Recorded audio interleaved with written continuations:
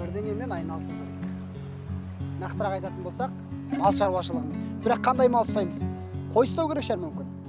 Қой ұстасаң, оның артында міндетті түрде малшы жүру керек. Шопан салып қоясың, оған ой, ол қиындау болып кетеді. Мүмкін жылқымен айналысу керек шығар. Жылқы рахат. Жібере саласың, айына бір-екі рет қарап келсең болды. Айғырдың мойнына GPS іле салдың, ұмытты. Мүмкін ірі қарамен айналысу керек шығар. Семіртесің да бұрқылдатып сатасың да жақсы ақша істейсің. Деген сияқты ойлар қалада жатқан баршаларыңыздың санаңызда самсап тұрған шығар. Шынымен де немен айналысу керек? Достар, біздің телеграм каналымыз бар, Дала кемптің. Сол жерде біз тегін бағыт-бағдар береміз. Қандай мал ұстаған тиімді, қанша бастан бастап пайдаға шығуға болады, бір бордақыланған сиырдан, ірі қарадан қанша ақша жасауға болады деген маңызды мәселелерді біз сол жерде айтып жүрміз. Міндетті түрде өтіңіз.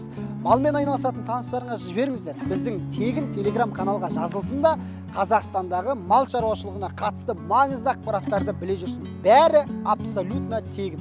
Айдаладан ақпарат жинап, қиналып қамыққанша бәрін бір жерден біліп тыныш қана жүре бермейсіздер ме? Қазақша айтқанда, Құда да тыныш, Құдағи да тыныш. Дала кемп ол сіздің ақшаңызды ғана емес, сонымен қоса уақытыңызды да үнемдеуге арналған жоба. Себебі Дала кемп берекелі мал шаруашылығының бастауы. Сөйлеген Қараторғай, мына видеоны мал ұстайтын таныстарыңызға жіберіңіздер. Сау болайық, достар.